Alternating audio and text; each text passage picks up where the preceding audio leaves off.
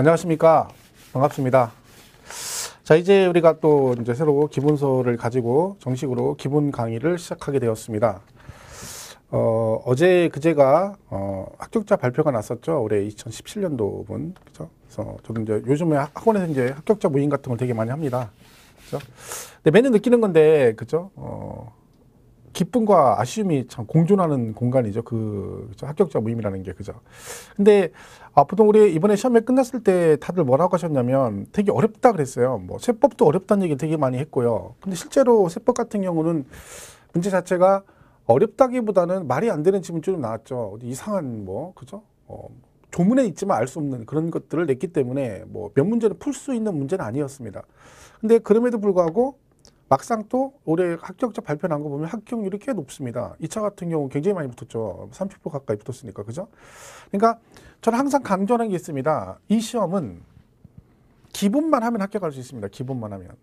그러니까 뭐 문제가 난이도가 높건 낮건 상관없다는 거죠. 계속 말씀드리지만 난이도가 높다는 말은 문제 전체를 다 어렵게 낸다는 뜻은 아니죠. 그죠? 그러니까 그중에 일부가 어려운 거죠. 나머지는 어렵건 쉽건 항상 그 수준에서 출제가 됩니다. 그리고 우리 목표는 그 난이도 높은 부분이 아니라는 거죠. 어디가 목표라는 거야? 기본. 그게 목표예요. 거기 맞춰서 공부를 하시면 되는 겁니다. 그렇기 때문에 어렵게 나와도 내가 기본만 하고 실수만 줄이면 누구나 합격을 할 수 있습니다. 그러니까 그걸 명심하시고 너무 어려운 쪽에 치중해가지고 집중하시면 안 된다. 그죠? 그걸 꼭 기억을 하시고요. 더불어서 제가 기초 강의 때도 말씀을 드렸지만 다시 한번 말씀을 드리면 2차 과목은 60점인 평균 60을 맞으면 되는데, 그죠? 어쨌든 합격할 때 가장 지대한 공을 하는 것은 중개사법이라는 걸 기억하시면 돼요. 중개사법. 그죠? 그러니까 우리가 중개사법이 얘는 30개를 맞아야 됩니다. 30개. 그죠? 이번에 보니까 뭐 35개 이상 맞은 분들 꽤 많습니다. 왜? 올해는 또 유난히 쉽게 나왔죠. 근데 매년 난이도가 그렇게 나옵니다. 중개사법은. 그죠? 그리고 이제 공시세법이 40문제 섞어 나오죠. 그죠? 근데 거기서 세법이 16문제가 나오고, 그 다음에 지적법, 등기법 이렇게 나오거든요. 지적, 등기 이렇게 나오는데, 세법은 16개 중에 10개를 맞으면 됩니다. 목표가 10개예요. 근데 뭐 이번에 어렵게 나와도 10개는 다 맞았습니다. 대부분이. 그죠? 더 이상 맞으면 많고. 그 다음에 지적은 12개 나오는데 여기서 한 10개 맞아주고 등기가 12개 나오죠. 그죠? 여기서 한 2문제 맞으면 됩니다. 그럼 막말리서 이게 22개가 나오거든요. 그죠? 그리고 공법에서 반타작 하면 돼요. 공법에서 반타작. 그러면 얘가 딱 60점입니다. 그래서 목표를 자격증 시험이라는 걸 제가 계속 강조하고 있죠. 학문하는 거 아닙니다. 너무 깊이 갈 필요 없고, 그죠? 여기 커리큘럼 따라가면 됩니다. 딴 데 세지 말고. 그러면 합격하는 거예요. 근데 꼭 이상한 쪽으로 흘러가니까 문제가 생기는 겁니다. 그래서 그걸 명심하셔가지고, 이렇게 가면 별거 없어요. 그러니까 여기서 좀 점수를 더 맞아버리면 얘들은 쉬워지는 거죠. 그러니까 얘가 영순이에요. 얘가 영순이. 그죠? 그리고 세법이 16문제가 출제되니까 보통은 제가 지적하고 등기 공시법이 이렇게 묶어 24문제가 나오잖아요. 그리고 얘가 16문제가 나오니까 문항수가 얘가 더 많죠. 8문제가. 그러니까 공부를 또 여기다 추정합니다. 그러면 안 된다는 거죠. 얘가 뭐라겠어요? 이렇게 묶어서 40문제예요. 그러니까 세 파트가 있다는 거죠. 지적 파트가 있고 등기 파트가 있고 세법 파트가 있는 거죠. 그래서 40문제인데 세법이 제일 많이 나와요. 16문제. 근데 여러분은 공부를 제일 많이 나온 부분을 포기하고 제일 늦게 하고, 그죠? 등기나 지적을 먼저 한다는 거죠. 그게 뭐 잘못된 거죠. 저는 항상 말씀드리지만 제가 세법 강사기 때문에 세법을 해라 그렇게 하진 않습니다. 왜? 제가 이제 원하는 것은 여러분이 합격을 하길 원하는 거지 뭐 제가 뭐 공부해서 그런 건 원치 않습니다. 왜? 자격 따는 게 중요하니까. 그렇게 땄을 때 이게 제일 현명한 방법이라는 거죠. 그리고 공법. 이게 중요합니다. 근데 공법이 중요하다기보다는 얘도 해야 되는데 대부분 수험들이 2차 과목은 공법에 막 60%, 70% 치중합니다. 그러면 이 시험이 합격하기 되게 어렵습니다. 왜? 여기다만 치중하면 얘네들은 언제 공부할 거예요? 공법만 하다가 공법만 하면 합격하는 거 아닙니다. 절대로 떨어지죠. 얘만 하면. 얘는 양이 많은 거지 이게 중요한 건 아니거든요. 근데 똑같이 중개사 40문제 나오고 얘도 40문제 나오는데 이 공법 하는 거에 반에 반만 하면 얘는 만점도 맞을 수 있습니다. 근데 너무 공법에 치중하는 게 있죠. 공법이 양이 많아서 어렵게 느껴집니다. 하지만 그 비중을 잘 안분을 하셔야 돼요. 그냥 무조건 한쪽에 치중하면 안 된다. 어떤 과목이든. 그죠? 그걸 명심하셔야 돼요. 작전이 중요한 거지, 작전이. 그죠? 막 부대뽀로 막 한다고 잘하는 게 아니에요. 그러니까 열심히 한다고 합격하는 건 아니죠. 더 중요한 것보다 무엇을 열심히 하는가 더 중요합니다. 그러니까 선택을 잘 하시고 거기에 집중을 해야지 무조건 집중만 한다고 해서 합격하는 건 아니라는 거죠. 근데 그걸 꼭 명심하시고 계획을 잘 짜시면 됩니다. 이제 시작이니까 아직 멀었어요. 그렇죠? 천천히 가시면 됩니다. 너무 서두르지 마시고. 그리고 처음 수업을 들으시는 분들은 한 몇 번은 한동안은 무슨 얘기인지 하나도 모릅니다.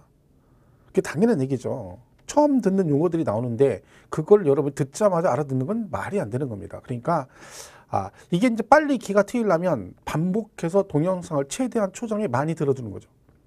반복해서. 특히 이제 1일차 동차하신 분들은 초장에 민법개론 1차 과목을 좀 많이 해주시는 게 좋습니다. 걔를 이제 동영을 계속 들어가지고 반복해서 걔가 좀 틀이 잡혀야 돼요. 그래야 나중에 2차 공부가 쉽습니다. 근데 1차가 안 잡히면 계속 1차부터 2차는 공부할 새가 없어요. 근데 시간이 1년이면 굉장히 긴 시간이거든요. 그죠? 근데 그 긴 시간 동안에 공부는 되게 열심히 해요, 나름대로. 근데 부산하기만 한 거죠. 제대로 되는 건 없고. 왜? 체계가 없어서 그런 거죠. 근데 그걸 여러분이 잘 생각하셔서 하시면 돼요. 뭐 모든 과목 선생님들이 아마 중간중간에 그런 부분들 얘기를 많이 하실 거예요. 그러니까 거기 맞춰가지고 공부를 해주시면 됩니다. 자, 그래서 뭐 그런 얘기들은 뭐 선생님들 많이 하실 것이니까 그렇게 알고. 이제 기본서는 다 받으셨죠? 그죠? 그래서 교재는 어디를 피시면 되냐면 17페이지를 피면 됩니다. 17페이지. 일단 거기 펴 놓으시고, 자, 우리가 이제 배우는 과목이 제목이 뭐냐면 이렇게 돼 있죠? 그죠? 부동산 세법이에요. 그죠? 자, 그러면 얘는 뭐라 했어요? 세금에 관한, 이게 세금이라고 했죠? 세금? 그죠? 세금에 관한 법을 배우는 건데, 여러분 세금에 관한 법이 종류가 많습니다. 관세 빼고도 국세, 지방세 합해서 24개가 됩니다. 근데 그 24개의 세목을 다 배울 수는 없죠. 그 중에서 뭐만 배운다? 우리 공인중개사와 관련된 공인중개사가 주로 하는 일이 뭐 중개하는 거예요? 부동산 중개잖아요. 그러니까 그 부동산과 관련된 조세만 배웁니다. 골라가지고. 그죠? 그러니까 부동산과 관련된 세금에 관한 법을 배우는 걸 우리가 부동산 세법 그럽니다. 그러면 우리가 앞으로 배우게 될 모든 내용들은 다 뭐랑 관련돼 있다? 그렇죠. 부동산과 관련돼 있다라고 생각하시면 되는 거죠. 자, 그러면 우리가 배우는 과목이 다 법 과목입니다. 말씀드렸죠. 학계론 빼고는 전부 다 법조문을 배우는 거죠. 그러니까 이 법조문은 뭐가 중요하다 했어요? 용어가 중요하다는 거죠. 법조문은. 용어를 모르면 내용을 알 수가 없습니다. 다 아는 얘기잖아요. 근데 여러분은 그 용어에 익숙하지 않음에도 불구하고, 그죠? 수업을 들으면 바로 전부 다 알아듣기를 원합니다. 그게 말이 안 되는 거죠. 그러니까 우선은 적응하는 게 중요합니다. 적응 훈련이 중요한 거죠. 이게 적응하려면 여러 가지 힘듭니다. 왜냐면 일단 그 과목에 적응도 해야 되고요. 그 다음에 그 가르치는 선생님하고도 적응을 해야 되죠. 왜냐면 수업을 듣다 보면 뭐 강의 내용과 관계없이 난 저 사람 마음에 안 들어. 왜? 저 사람 난 저런 머리 스타일이 마음에 안 들어. 쟤는 저 안경 쓴 게 마음에 안 들어. 쟤는 말투가 마음에 안 들어. 쟤는 못생겨서 잘생기. 뭐 여러 가지 사유가 있습니다. 왜? 그건 본인 취향이니까. 그죠? 근데 그것도 맞춰야 되는 거예요. 예를 들면 세법 같은 경우 저 말고 김성래 교수님 두 분이 계신데 저랑 두 명인데, 그죠? 두 분 중에 한 번 선택을 하면 되는 거죠. 저를 선택하든 김성래 교수님을 선택하시든. 그죠? 왜? 본인한테 맞는 사람한테 가는 거죠. 강의 스타일이나 그 사람 여러 가지 봤을 때. 그죠? 근데 그런 걸 다 이제 하려면 초장이 힘든 거예요. 그럼 이것도 들어보고 저것도 들어보고 선택을 하면 되는 거죠. 그리고 그도저도 아니면 뭐야? 할 수 없는 거죠. 둘 다 마음에 안 들어. 그죠? 저도 마음에 안 들고 김성래 교수님 마음에 안 들어. 근데 방법이 없어요. 왜? 이미 여기 들어왔잖아. 둘 중에 한 명 건 들어야 되죠. 할 수 없는 거지 뭐. 그러면 고무신을 던지든 침을 튀기든 해가지고 여러분이 둘 중에 한 번 선택해서, 그죠? 듣는 수밖에 없습니다. 그런 식으로 적응을 하는 거죠, 서로. 그죠? 그 수밖에 없어요. 그러니까 그냥 여러 가지 힘든 거예요. 공부하는 것도 힘들고, 앉아서 모니터 보고 동영상 듣는 것도 힘들고, 그 선생님 스타일에 맞추는 것도 힘들고, 여러 가지가 힘듭니다. 근데 그거를 이기고 견딘 사람만이 합격을 하는 겁니다. 여러분도 그렇게 아시고, 다소간에 혹시 제 강의 듣고 마음에 안 드는 게 있어도 그냥 이해하고 넘어가자, 그런 얘기죠. 제가 학원에서 하는 얘기가 있습니다. 수강생들한테. 여러분이 제가 마음에 안 들 수도 있지만 저도 여러분이 딱 마음에 드는 건 아니다. 다 마음에 드는 건 아니죠. 그죠? 저도 마찬가지예요. 수강생이 다 마음에 들진 않습니다. 근데 서로 그냥 팔자리니 하고 가는 거지. 그죠? 그러니까 여러분들 그냥 팔자리니 하고 올 1년은 그냥 서로 인내하고 이해하면서 가시면 됩니다. 그러다 보면 좋은 결과가 올 수 있습니다.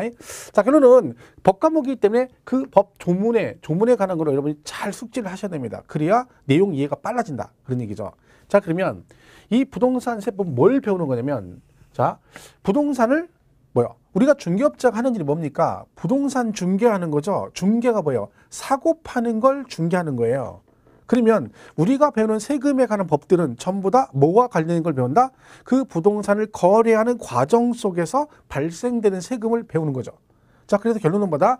우리가 부동산을 뭐 살 때, 샀을 때, 사고 팔 때 관련된 세금을 배우는 거죠. 그러니까 우리가 부동산을 사는 걸 뭐라고 하냐면 있어 보이게 취득이라고 합니다. 취득. 그죠? 부동산을 취득했을 때, 그죠? 취득을 하거나, 자, 그리고 뭐 했을 때? 팔았을 때, 그죠? 팔 때 내는 세금 있죠? 그걸 팔 때, 파는 거 우리가 뭐라고 하냐면 양도라고 그래요. 그럼 일단 뭘 배우는 거예요? 부동산을 사고 팔 때 내는 세금을 우리가 당연히 알아야, 그죠? 중개를 할 수가 있습니다. 그래서 우리가 배우는 것은 부동산 관련 세금에 관한 법 중에서 취득할 때 내는 세금과 그다음에 뭐 양도했을 때 내는 세금, 요거를 우리가 배우게 되는 거죠. 거기다가 중간에 우리가 사가지고 여러분이 팔기 전에 중간에 어떤 과정을 거칩니까? 그렇죠. 가지고 있죠. 가지고. 그죠? 우리가 그걸 뭐라고 그래요? 보유한다고 그래요. 보유. 그죠? 그러면 이 보유 단계 있죠. 보유했을 때 요때도 세금을 내거든요. 그래서 우리가 배우는 부동산세법은 뭐다? 그 부동산을 취득하거나 보유하거나 또 뭐 양도했을 때 각각의 단계별로 내는 세금이 뭐냐? 요걸 배우는 게 뭐다? 부동산세법이다. 그런 얘기죠. 그러면 아는 얘기가 있겠죠. 아는 얘기가. 그죠? 이 중에. 그죠? 자, 과목을 수업을 들어보시면 그 중에 그나마 뭐라도 가끔 알아듣고 자기도 모르게 대답을 하고 맞추기도 하는 과목은 유일하게 세법입니다. 다른 과목은 어느 정도 갈 때까지는 미쳐버립니다. 아무것도 몰라 들어도. 근데 얘는 처음 듣는데도 뭔가 익숙해. 그죠? 그러니까 세법은 좀 우리가 일상적으로 많이 듣는 얘기들 많이 하는 거죠. 자, 예를 들면 취득했을 때 여러분 아파트 취득하면 세금 뭐 내십니까? 그렇죠? 취득세입니다. 취득세. 그죠? 취득세. 그죠? 그리고 등기 등록과 관련해서 등록세를 냅니다. 우리가 등록 면허세 그러죠. 등록 면허세. 이렇게 돼 있고. 그다음에 갖고 계시면 7월 달과 9월 달에 뭐가 나옵니까? 가지고 있으면 나오는 세금? 그렇죠. 재산세가 나옵니다. 재산세. 자, 이 재산이 좀 많아. 그죠? 비싸고 많아. 그러면 이번 달 12월 달에 또 추가로 세금을 내는 게 있습니다. 그게 뭐다? 그죠? 종부세 그러죠. 종합부동산세 그래요. 종합부동산세. 종합부동산세 이렇게 되는 거죠. 그죠? 그리고 팔면 이거 알죠? 그죠? 양도세. 그죠? 양도소득세를 냅니다. 양도소득세 이렇게 되는 거죠.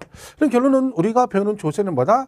취득 단계에 되는 조세 2개와 보유 관련 조세 2개 그리고 뭐 양도 관련 조세 하나에서 5가지를 기본으로 배웁니다. 물론 여기에 이제 뭐 종합소득세 부분에 하나 추가로 배우긴 하지만 추가되는 건 이 5가지를 배우게 되는 겁니다. 이 5가지를. 그러면 시험은 이제 보통 제일 많이 나온 게 이 취득세하고 재산세하고 양도세가 제일 중요합니다. 그죠? 왜? 얘가 16문제 중에 이 세 파트에서만 10문제 이상이 항상 출제가 됩니다. 보통 취득세 같은 경우는 3문제에서 4문제 나오고요. 얘도 똑같아요. 3-4문제 이렇게 나오죠. 얘는 5문제에서 6문제 사이에 나옵니다. 그죠? 등록세는 거의 한 문제 나오고요. 얘도 거의 한 문제 나온다고 봐야 돼요. 문제가 이렇게 나와요. 그럼 여러분 취득세가 올해도 3문제, 얘도 3문제 이렇게 해서 얘가 5문제가 나왔는데 그러면 이렇게 합이면 취득세, 재산세, 양도세 3개만 합해서 항상 몇 문제가 나온다고요? 10개 이상 나와요. 내 목표가 16개 중에 10개면 이 세 파트를 잘해야지 10개를 맞을 수 있는 거죠. 그럼 여러분이 딱 방향이 잡히는 거잖아요. 내가 공부할 때 어디에 치중을 해야 되느냐가 딱 결정이 되는 거죠. 등록세는 한 문제밖에 안 나오거든요. 물론 올해는 극히 예외적으로 2문제가 출제가 된데 그것도 말도 안 되는 문제가 나왔고요. 그러면 얘는 내년도 한 문제 나오고 얘도 한 문제 나온다 치면 이 2개에다 치중하면 안 된다 그랬죠. 2개에 치중하는 순간 여러분은 뭐요? 공부는 되게 열심히 했는데 열심히 한 거 다 맞췄는데 2문제 맞추고 떨어지는 거예요. 그죠? 그러니까 누가 봐도 방향이 딱 잡히는 거죠. 그죠? 요거 3개 위주로 가는 거예요. 일단은. 이건 나중에 해도 되는 거죠. 항상 뭐가 우선순위가 중요하다 그러니 우선순위. 무엇을 먼저 할 것인가 결정하는 거죠. 근데 그 무엇이라는 건 간단한 거예요. 자주 나오고 많이 나오는 게 우선이에요. 그죠? 근데 여러분 지금은 뭐가 많이 나오고 자주 나오는지 모르잖아요. 그런 이제 선생님들이 얘기를 해주겠죠. 그러니까 얘는 지금 얘기하죠. 우리는 세 파트가 제일 중요하다. 공부할 때 일을 해야 되는 거예요. 나중에 등록세 파트 공부를 하잖아요. 수업을 들어요. 그러면 그날 동영상 듣고 등록세를 굳이 또 반복해서 볼 필요는 없습니다. 왜? 이거 나중에 봐도 돼요. 일단은 뭘 봐야 돼? 3개를 계속 봐야 돼. 그러니까 이는 한마디로 우리가 합격하려면요. 왜 그런 말 있잖아요. 옛날에 소도 비빌 언덕이 있어야 된다고. 소도 비빌 언덕이 있어야 된다고 그러잖아요. 그러니까 우리 시험도 비빌 언덕이 있어야 돼요. 근데 여러분은 공부를 되게 열심히 하는데 비빌 언덕이 없어. 왜? 아니 어디다 비벼야 되는데 뭐 하나 잘하는 게 없는 거예요. 그렇다고 뭐 어떤 하나 잘하는 과목도 없고 잘하는 파트도 없어요. 예를 들면 중개사법을 되게 잘한다든가 이런 비빌 언덕이 있는데 걔도 지 혼자 먹기 살기 바쁘고 그죠? 세법을 좀 하려야 돼. 세법도 문제고 또 세법을 또 보니까 또 뭐요? 취득세도 못하고 재산세도 못하고 양도세도 못하고 종료세도 못하고 확인했어 다. 건성으로 툭툭툭 했는데 잘하는 건 하나도 없는 거야. 이러면 이 시험이 되게 어려워지는 거예요. 오히려 특정 파트를 잘하는 거야. 나는 세법은 양도세나 재산세는 내가 잘해. 그러면 거기서 7, 8개가 나오잖아요. 그럼 깔고 가는 점수가 생기잖아요. 그죠? 그러면 자신감이라는 게 생기거든. 근데 여러분은 깔고 가는 점수가 안 생겨요. 왜? 그냥 막 하기만 하는 거, 하기만. 체계 없이 막 열심히만 하는 거죠. 비중을 똑같이 두면 안 된다는 거지. 그죠? 그게 뭐 전략이에요. 전략이랄 것도 없어요. 그죠? 당연한 얘기를 하는 거지. 그죠? 그러면 되는 거예요. 그러면. 그럼 1년은 긴 시간이에요. 그죠? 자, 그러니까 그걸 잘 명심하시고요.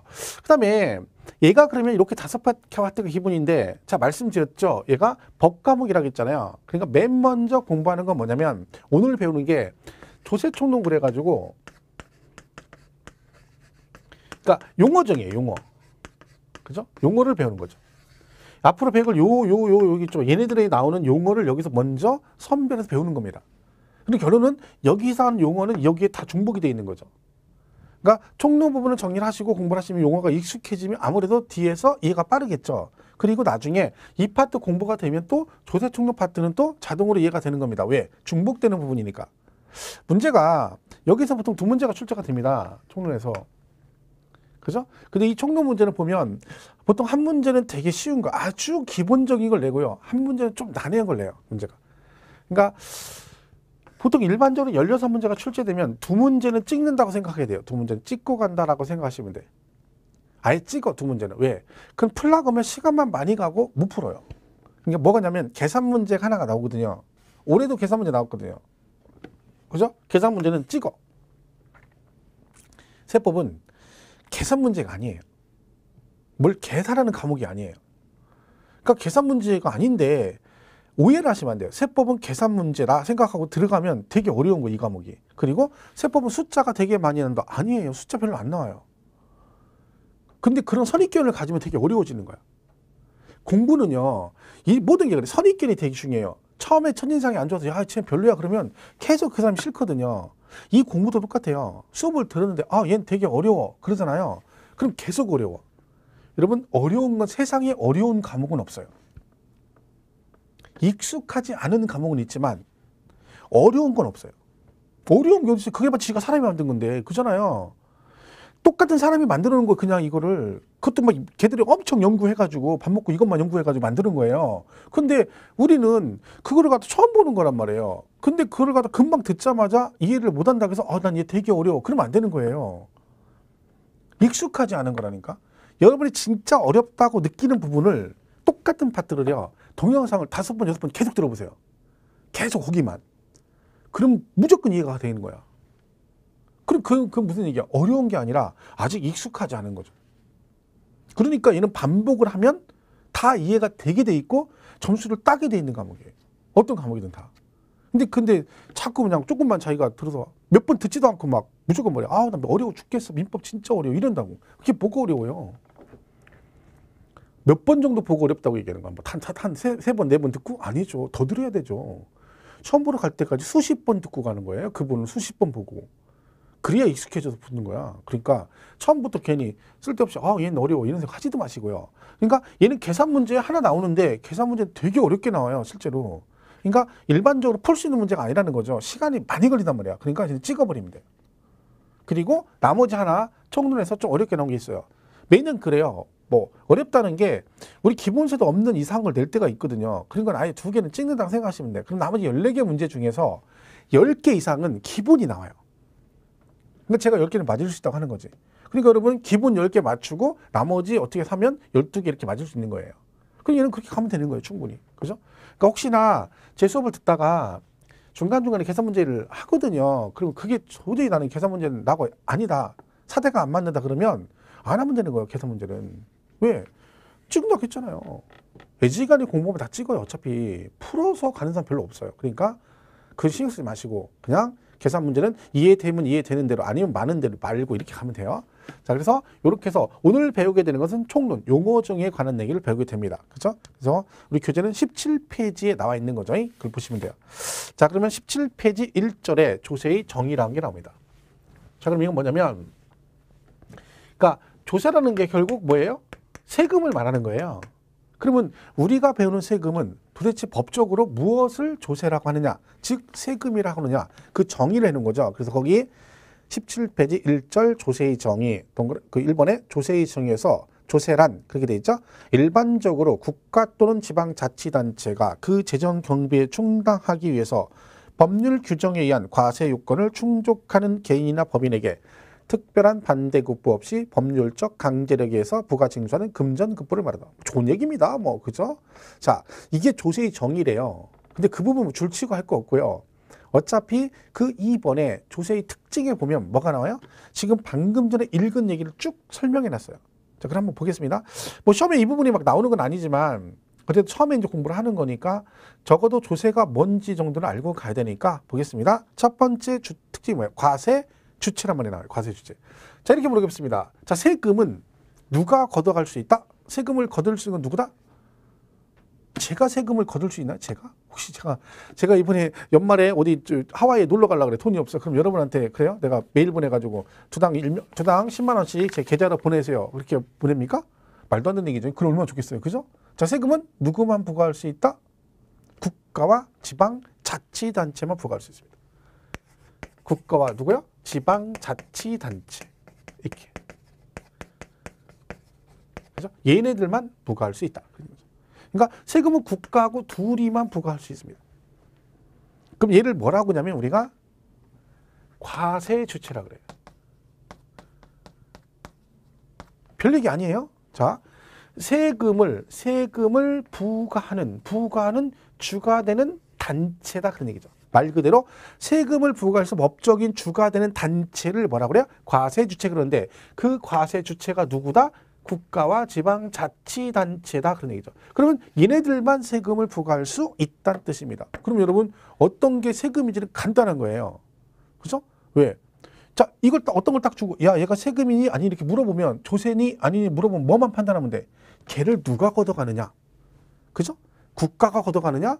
지방자치단체가 걷어가느냐? 이것만 딱 따지면 얘가 세금인지 아니 금방 판단할 수 있습니다. 그러니까 우리가 말씀드렸죠. 기초강의할 때. 자, 전기세는 세금이다 아니다? 전기세는 뭐라고 했어요? 전기세는 세금이다 아니다? 세금 아니라고 했잖아요. 왜? 간단해요. 전기세는 국가나 지방자치단체가 걷어가는 게 아니잖아요. 얘네가 부과하는 게 아니죠. 한전에서 부과하는 거, 한전에서. 그죠? 걔는 공공요금이에요. 그죠? 수도세 마찬가지잖아요. 얘는 과세 주체가 국가 지자체가 아니잖아. 걔는 조세가 아닌 거예요. 그러니까 엄밀히 따지면 전기세, 수도세가 아니잖아. 우리가 그냥 쓰는 얘기지. 실제로 뭐라 그래요? 전기 요금, 수도 요금이 맞는 말이죠. 그죠? 가스 요금 그러잖아요. 그죠? 왜? 가스세 그러지 않잖아요. 그 왜 그래요? 걔는 조세가 아니죠. 그렇기 때문에 조세 여부 판단하는 건 간단한 거예요. 뭐라고요? 국가나 지방자치단체만 부과하니까 국가하고 지자체가 아닌 애들이 부과하는 건 조세가 아니다라고 보시면 되는 거예요. 그 얘 둘을 뭐라고 그래요? 과세 주체라는 표현을 쓴다는 얘기죠. 그러면 이 말은 이 국가가 부과하는 세금도 있고 지자체가 부과하는 세금도 있다는 뜻이거든요. 그래서 우리가 국가가 부과하는 세금을 뭐라고 하냐면 국세 그래요. 그럼 지자체가 부과하는 세금을 뭐라고 했어요? 그렇죠. 지방세라고 그래요. 지방세. 그러니까 아무것도 아니죠. 뭐, 지방세. 그죠? 과세주는 국가, 지자체인데 국가가 부과해서 가져간 세금을 국세, 그러고 지자체가 부과해서 가져간 세금을 뭐라 한다? 지방세 그럽니다. 그러면 이 지방자치단체는 또 뭐가 있다? 광역자치단체가 있고 기초자치단체가 있습니다. 그죠? 그러면 광역자치단체 그러면 특광도가 있는 거죠. 그리고 기초는 뭐가 있어요? 시, 군, 구가 있다 그런 얘기죠. 그래서 우리가 조세는 얘네들이 부과해서 지자체에서 가져가는 세금도 있고 그다음 어디서 시군구에서 부과해서 가져가는 조세도 있는 거죠. 여기에 대표 주자가 취득세가 있습니다. 여기 대표 주자는 뭐가 있다? 재산세가 있습니다. 이게 되는 거죠. 그죠? 그러니까 우리가 보는 지방세가 조세가 3개가 지방세인데 3개가 그죠? 그 중에 특광도세는 무슨 세, 뭐가? 취득세는 특광도세고, 그 다음에 재산세는 뭐다? 재산세는 시군구세에 들어갑니다. 시군구세. 그죠? 이렇게 되는 거죠. 그래서 요게 우리가 기억하실 것은 취득세는 그러면 특별시, 광역시, 도에서 부과해서 얘네들이 가져가는 조세이고, 그 다음에 재산세는 시군구에서 부과해서 시군구 재정으로 들어가는 조세라는 얘기입니다. 한 가지 주의할 것은 여기서 말하는 구는 뭘 말한다? 자치구를 말합니다. 자치구. 항상 어디 있는 구? 이 자치구는 뭘 말해요? 일반 시군 밑에 있는 구를 말하는 건 아니고 어디 밑에 있는 구? 특별시, 광역시 밑에 있는 구를 말합니다. 그러니까 선거로 뽑는 구를 말하는 거죠. 그죠? 그러니까 특별시, 광역시 밑에 있는 구를 말한다. 그런 거죠. 그러니까 우리 구는 뭐 예를 들면 안산시 단원구, 수원시 팔달구 할 때 그 구는 이 구에 해당이 안 됩니다. 무슨 말인지 이해가시죠? 그러니까 요 밑에 있는 구를 말한다는 얘기죠. 자, 그래서 요게 이제 그렇게 되는 거죠. 그래서 지자체는 특광도가 있고 시군구가 있기 때문에 얘네들이 각각 부과하는 조세가 있다. 이렇게 기억하시면 되죠. 어쨌든 결론적으로 얘네들을 뭐라고 한다? 과세주체를 한다. 그러면 그 1번의 과세주체란 조세를 부과할 수 있는 권한을 가지고 있는 자를 말하며 이와 같은 과세주체는 공법상의 단체인 누구? 국가와 지방자치단체에 있다. 그랬죠? 이걸 우리가 과세주체 그러고 그 미니강의 보면 벌금이나 과태료 등은 재정수입 목적이 아닌 어쩌고저쩌고 돼 있죠? 그럼 걔는 조세가 아니다. 그죠? 그리고 과세 목적은 뭐 그냥 목적 알 필요 없습니다. 거기 보시면 한마디로 뭐요? 얘도 뭐 한다? 국가 지자체 운영하려면 돈이 필요하다는 거지. 그러니까 그 재정, 국가 지자체 운영을 필요한 재정을 뭘 통해서? 세금을 통해서 충당한다. 그런 뜻입니다. 뭐 노가대 시킬 수는 없잖아요. 공무원들을. 그죠? 그러니까 세금을 걷어서 뭐한다? 충당한다. 그걸 뭐 있어 보이게 뭐 재원을 조달하게 어쩌고저쩌고 나와 있죠. 뭐 그런 얘기 읽을 거 없어요. 그냥 정의는 반드시 승리한다. 뭐 좋은 얘기예요. 그죠? 그다음에 과세 근거라고 돼 있죠. 3번에. 자, 이 문제가 뭐냐면 이 세금을 얘네들이 걷어가는데 걷는 건 좋은데 문제가 뭐예요? 이걸 내는 사람이 누구다? 국민이에요. 우리가 세금을 낸단 말이지.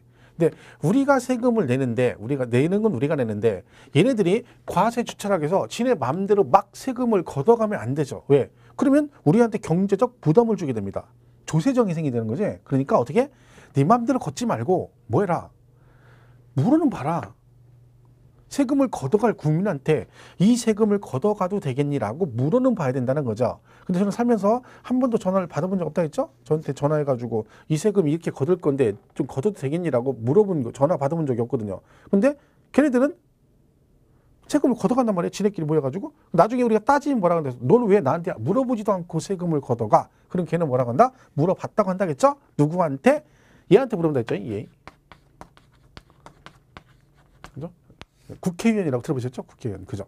그러니까 입법기관이야, 법률이. 그죠? 국회가. 그러니까 국회가 입법기관이니까 얘들한테 물어보는 얘기는 모든 조세는 법률로 정해라. 그런 얘기죠. 왜? 그래야 조세권 남용을 방지할 수 있다. 그런 뜻입니다. 해서 우리가 조세권 남용을 방지하기 위해서 국회의원들이, 그죠? 얘네들이 뭔다. 그래서 입법기관이 국회에서 제정을 해라. 그런 뜻입니다.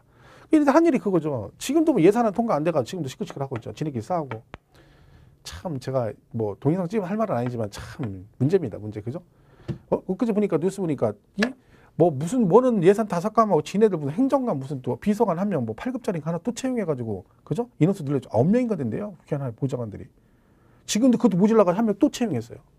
그런 건 지네끼리 합도 잘해요. 딴 때는 막 안 된다고 하다가 싸우다가 여야가 싸우다가 그런 거 둘이 소리소문없이 그냥 무조건 합의해서 그냥 통과시켜버려요. 말도 안 되는 얘기죠. 국회의원 한 명에 보좌관 9명이 말이 됩니까? 그거 다 세금인데? 근데 그런 건 생각 안 하는 거죠. 자기들 편한 건 다 그냥 싸우지도 않고 후딱 통과시키고 정작 필요한 거 민생 막 관계된 건 싸우느냐고 이권 막 해가지고 당락 때문에 막 싸우고 그러죠.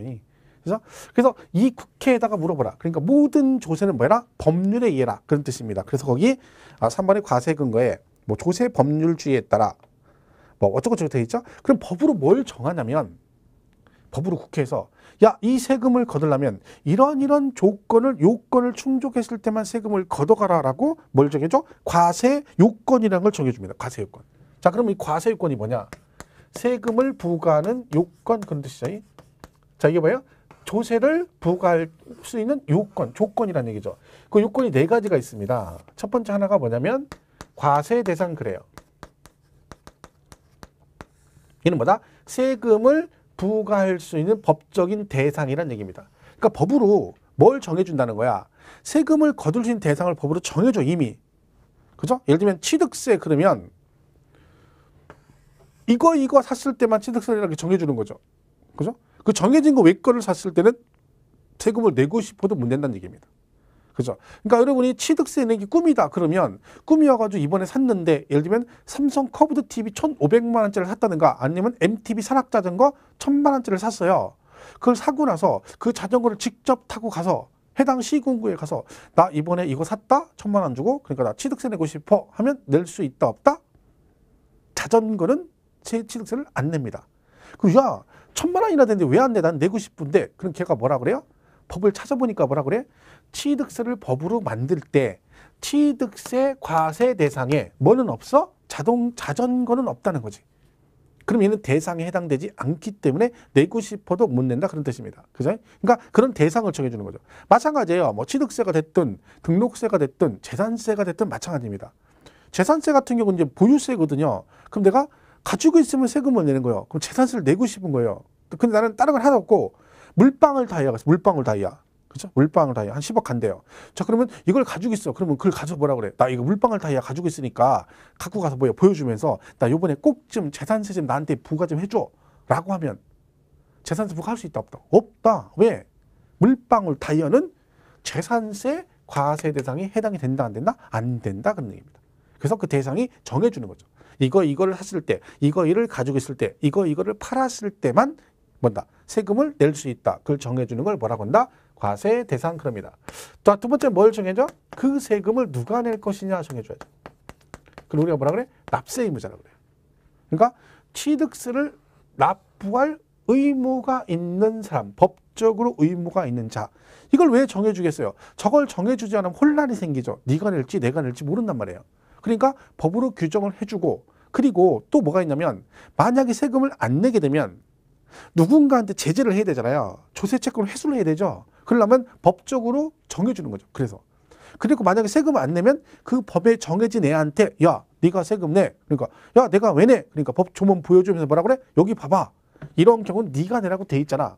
네가 안 냈으니까 너는 뭐요? 법적으로 네가 책임을 져야 되니까 뭐요? 안 내면 너 가산세 부과하고 가산금 부과한다. 이렇게 해서 제재를 하는 거죠.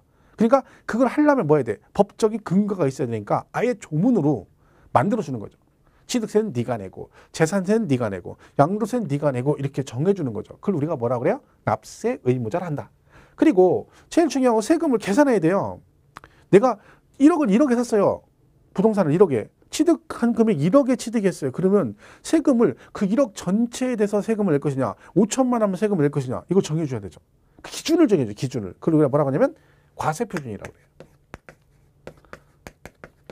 그리고 여기다가 이 기준 금액을 전체를 다 낼 것이냐 일부만 낼 것이냐 그 비율을 정해줍니다. 크기를. 그걸 우리가 뭐라고 한다? 세율이라고 해요. 세율. 그렇죠? 세율. 그래서 과표 세율 그럽니다. 얘는 세금을 부과할 때 기준이 되는 것 그랬고 얘는 크기죠. 얼마만큼의 크기만큼 과세할 것이냐 해서 이 네 가지를 정해줍니다. 이 네 가지를 우리가 뭐라고 한다? 과세 요건 그럽니다. 그럼 우리가 앞으로 1년 내내 배우는 게 뭐겠어요? 세법은 이 네 가지를 배워. 그죠?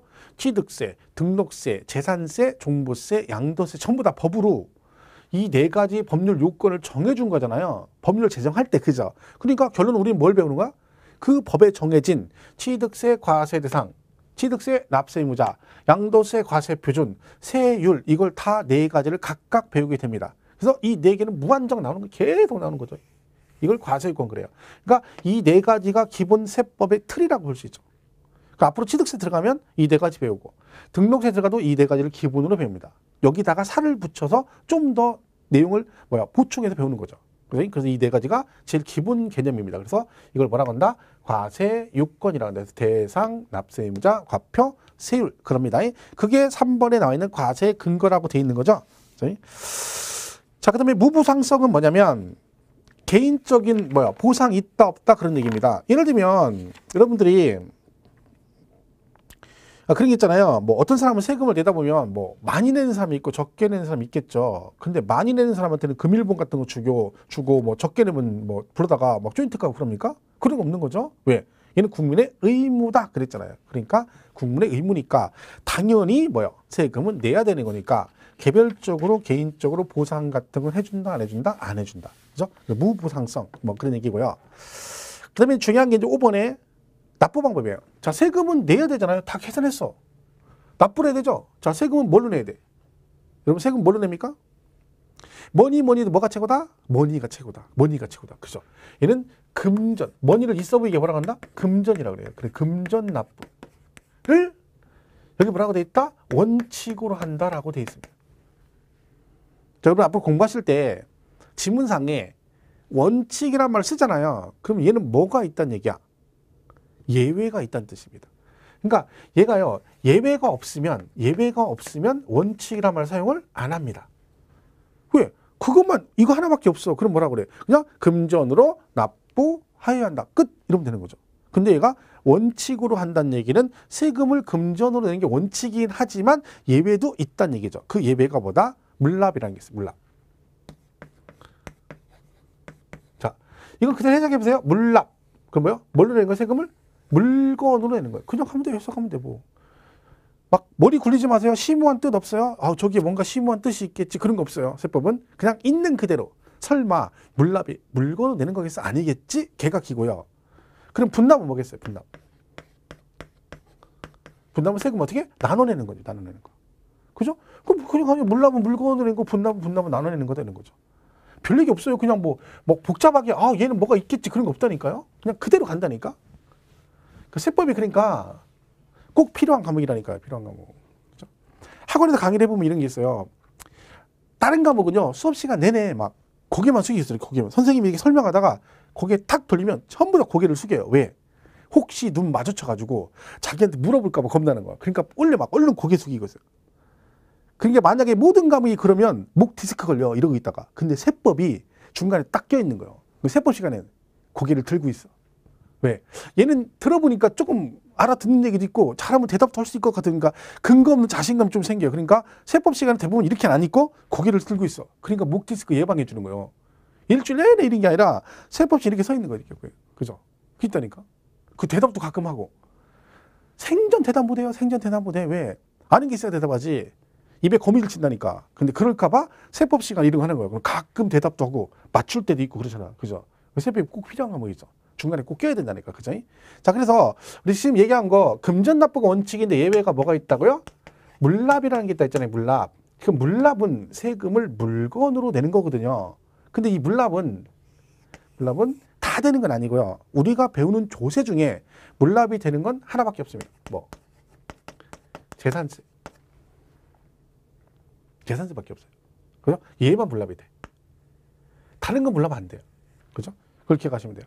그러니까 예를 들면 우리가 이제 배우는 거 위주로 한꺼번에 정리를 하면 이런 거죠. 예를 들면 우리가 이제 취득세 배우고 등록세 배우고 근데 취등세 상관없겠네요. 그냥 이거 세 개만 하면 돼요. 재산세가 있고 종합부동산세가 있어요.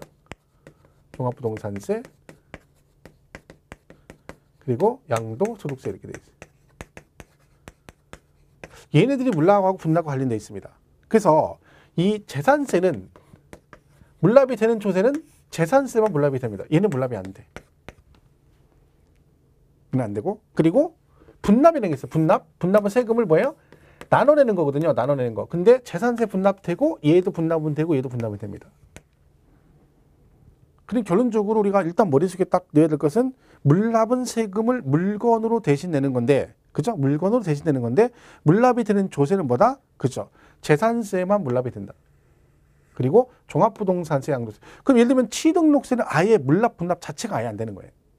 취등록세는. 그죠? 그러니까 물납이나 분납 중에 그나마 하나라도 되는 건 얘밖에 없어요. 이 세 개예요.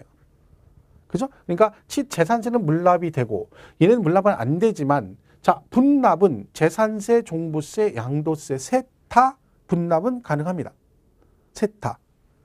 얘도 분납도 되고 종부세도 분납되고 양도세도 분납은 됩니다. 나누는 건 되는 거죠. 이걸 구분을 잘 하시면 되는 거야. 그 문제에서 뭐 이렇게 나올 수 있죠. 자, 다음 중 물납 및 분납이 가능한 조세 이렇게 나오고 다음 중 물납 또는 분납이 가능 이렇게 나왔어요. 1번, 2번 이렇게 돼 있다 만약에. 자, 1번. 물납 및 분납이 가능한 조세. 뭐겠어요? 물납 및 분납. 이 중에 재산세죠. 그죠? 왜? 및 그런 거예요. and. 뭔 뜻이야? 둘 중에 하나가 아니라 동시 중족이죠. 그러니까 물납과 분납이 둘 다 되는 건 뭐다? 이밖에 없죠. 그죠? 또는 뭐예요? 또는 그러면 이거 세 개 다 해당되죠. 왜? 얘는 무슨 뜻이에요? 둘 중에 아무거나 하나라도 되는 거 이런 뜻이잖아요. 그러면 물납 또는 분납이 가능한 조세 그러면 재산세, 종합부동산세, 양도소득세가 다 해당이 되겠죠. 그죠? 그러니까 이게 이제 구분이 되는 거죠. 구분이. 그래서 둘 다 되는 건 얘밖에 없다. 그죠? 물납되는 건 재산세고 물납 분납가 다 되는 건 얘밖에 없다. 이걸 우리가 구분을 잘 해주셔야 됩니다. 물론 이제 이게 뒤에 가면 세목별로 가면 배웁니다. 재산세 가서 배우고 종부세도 가서 배우고 양도세 다 배우거든요. 구체적인 내용을 배워요. 그죠? 그럼 여기 이제 보면 뭐 절차 같은 게 나와요. 절차도 나오고 뭐 기간 같은 건 다 나오거든요. 우리 교재도 돼 있는데 그 18페이지 보시면 5번에 납부 방법이라고 돼 있잖아요. 그죠? 조세는 금전 납부를 원칙으로 한다라고 돼 있죠. 근데 다만 납세 의무자의 납세 편의를 고려하여 현행 지방세 중 재산세와 국세인 상속세는 예외적으로 보다 물납을 인정하고 있다. 그러니까 일단은 금전 납부의 예외 규정은 물납인 거죠. 근데 물건으로 세금을 내는 건데 지방세 중엔 재산세고 안 배우는 국세 중에 상속세도 물납은 됩니다. 하지만 우리가 배우는 조세 중에는 뭐예요? 재산세만 물납이 되기 때문에 이게 물어보게 되면 재산세만 물어봅니다. 사실 올해 시험에 재산세 파트에서 물납 관련된 문제가 출제가 됐습니다. 그렇죠? 근데 상속세도 되는데 우리가 안 배우죠. 상속세는. 그죠? 그러니까 거기까지 무리할 필요는 없어요. 그죠? 근데 이제 우리 교재는 둘 다 되니까 이제 두 개 되니까 재산세, 상속세가 물납이 가능하다 해가지고 그 재산세 보면 납부세액이 조건 있죠. 물납은 물건으로 세금을 내는 건데 뭐 예를 들면 세금이 10만 원 나왔어. 10만 원 재산세가. 근데 그걸 부동산으로 대신 물납한대. 말이 안 되잖아요. 그러니까 일정 기준이 있는 거죠. 그 기준이 최소한 얼마? 납부세액이 1,000만 원을 초과했을 때만 물납이 가능합니다. 여러분이 그러니까 재산세 물납 한번 해보려면 어떻게 돼? 재산세가 얼마 이상 나와야 돼? 그 1,000만 원 초과해서 나와야지 물납이 가능하다. 그 죽기 전에 물납 한번 하고 재산세 한번 물납하고 죽으면 잘 산 거죠. 그죠? 왜? 재산세가 1,000만 원 넘게 나왔다는 얘기잖아. 그러면 많이 나온 거죠. 그죠? 얼마인지 감이 안 잡히시죠? 그럼 오늘 이따 수업 듣고 집에서 가만히 생각해 보세요. 내가 총 재산이 이만큼이어서 매년 재산세가 이만큼 나와. 그럼 얘가 1,000만 원 넘게 나오려면 도대체 이놈의 아파트가 몇 개가 있어야 되냐? 답답하죠. 생각할 필요 없습니다. 그죠? 어쨌든 죽기 전에 물납 한번 하고 죽으면 뭐 잘 산 거죠. 그나마 그럭저럭. 그죠? 그래서 거기 대상도 나와요. 뭘 가지고 물납할 수 있니? 그러면 관할구역 내 소지하는 부동산 이렇게 돼 있죠. 요거는 뒤에 그 재산세 파트 가면 자세히 배워요. 그러니까 굳이 여기서 이거를 막 굳이 안 해도 뒤에 가면 다 나오는 내용이에요. 그래서 거기서 공부가 되면 여기 자동으로 알게 되는 거니까 굳이 여기서 이걸 보고 외우려고 할 건 없습니다. 참고로 상속세는 물납 조건이 2,000만 원 초과라고 돼 있죠. 그죠? 사실 금액이 너무 작죠. 상속세 같은 경우는 규모가 좀 크잖아요. 그죠? 그러니까 얘는 1,000만 원이 아니라 2,000만 원 초과했을 때 뭐가 가능하다? 물납이 가능하다. 현실적으로 실제로 물납이 되는 건 실무적으로 되는 건 상속세입니다. 재산세를 물납하는 경우가 없어요. 실제로. 왜? 재산세를 1,000만 원 넘게 내는 사람이 그거를 부동산을 하겠냐는 거야. 재산세를 1,000만 원 내면 한 달 수입만 몇천만 원 될 텐데 기본이 몇천 될 텐데 안 하겠죠. 그죠? 근데 주로 하는 건 상속세예요. 상속세는 이제 뭐 대기업체나 뭐 이런 사람들이 만약에 상속세 되면 막 재산이 막 몇 조씩 상속되고 그러잖아요. 그러면 상속세가 몇 천만씩 나오거든요. 증여세도 그렇고. 이런 것들을 전부 다 한꺼번에 낼 수 없으니까 상속세 같은 건 물납 가능하도록 해놓은 거죠. 뭐 그런 얘기들입니다. 그래서 여기서는 그냥 그것만 기억하세요. 조세는 금전 납부를 원칙으로 한다. 원칙이라는 얘기는 뭐가 있다? 예외가 있다. 그게 뭐다? 물납, 세금을 물건으로 내는 거다. 맞물려서 나중에 분납 내용까지 같이 정리를 하시면 됩니다. 자, 이렇게 보시면 되죠. 자, 그러면 지금 같이 한 내용이 뭐예요? 조세의 정의입니다. 그죠? 조세의 정의. 별거 없습니다. 자, 한번 정리해보면, 자, 조세는 누구만 부과할 수 있다? 그렇죠. 국가와 지방자치단체만 세금을 부과할 수 있다. 그죠? 이걸 우리가 뭐라고 한다? 세금을 부과하는 주가 되는 단체, 그래서 과세 주체라고 한다 그랬죠. 그러니까 과세 주체는 국가와 지방자치단체고, 그래서 국가가 부과하는 세금을 뭐라고 한다? 국세 그러고 지자체가 부과하는 세금을 지방세라고 합니다. 이때 지자체는 광역자치단체인 특광도와 기초자치단체인 시군구로 나눠진다 했죠. 그래서 광역자치단체인 특광도에서 부과하는 조세도 있고 시군구에서 부과하는 조세도 있다 그랬죠. 그래서 취득세가 대표적인 특광도세에 들어가고 그다음에 재산세가 시군구세에 들어갑니다. 그렇죠? 이런 게 있고 그다음에 얘가 세금을 걷는 목적은 그러니까 재정 수입, 살림살이라는 거라 했죠. 그래서 그 경비를 충당하기 위해서 조세를 걷는 건데 이걸 마음대로 걷으면 안 된다겠죠? 왜? 내는 사람이 국민이니까 어떻게 한다? 이 모든 걸 네 마음대로 걷으면 안 되고 모든 조세는 법률로 일정한 세금 부과 요건을 정해줘라. 그 요건을 우리가 뭐라고 한다? 과세 요건이라 한다. 이때 과세 요건 네 가지가 있는데 무엇을 사고 팔았을 때 대상을 정해주고 과세 대상 그리고 누가 세금을 낼 것이냐? 과세표 그러니까 납세 의무자 그리고 뭐 기준금액 과세 표준 그리고 크기 세율 이 네 가지를 정해준다. 이 네 가지를 우리가 뭐라고 한다고요? 과세 요건이라는 표현을 씁니다. 이 요건이 충족되면 세금을 내는 것이고 충족이 안 되면 내고 싶어도 낼 수가 없다 이런 뜻입니다. 그럼 얘는 국민의 의무이기 때문에 개인적으로 세금을 많이 내건 적게 내건 개인적 보상이 있다 없다? 없다. 그런 뜻이죠. 무보상성 보상은 없습니다. 자 그럼 조세는 뭘로 내야 된다? 뭐니 해도 머니가 최고다. 뭐 현찰박치기입니다. 그걸 있어 보이게 뭐라 그래? 금전납부를 뭐라고 한다? 원칙으로 한다. 원칙이라면 뭐가 있다? 그렇죠. 예외가 있다. 그게 뭐라고요? 물납이다. 대표적으로 우리가 물납되는 건 배우는 것 중엔 재산세 하나 있습니다. 물론 우리 아까 말씀드린 안 배우는 것 중에 상속세도 있지만 일단 재산세 위주로 정의를 하시면 된다. 그죠? 나중에 세목에 가가지고 구체적인 내용을 공부를 하시면 됩니다. 자 이렇게 해서 이걸 우리가 조세의 정의다 이렇게 보시면 되겠습니다. 자 여기까지 다 정리를 하시고요. 잠깐 쉬었다가 2절에 조세의 분류라고 돼 있죠. 그죠? 이 부분부터 이제 쭉 내용을 정리를 하도록 하겠습니다.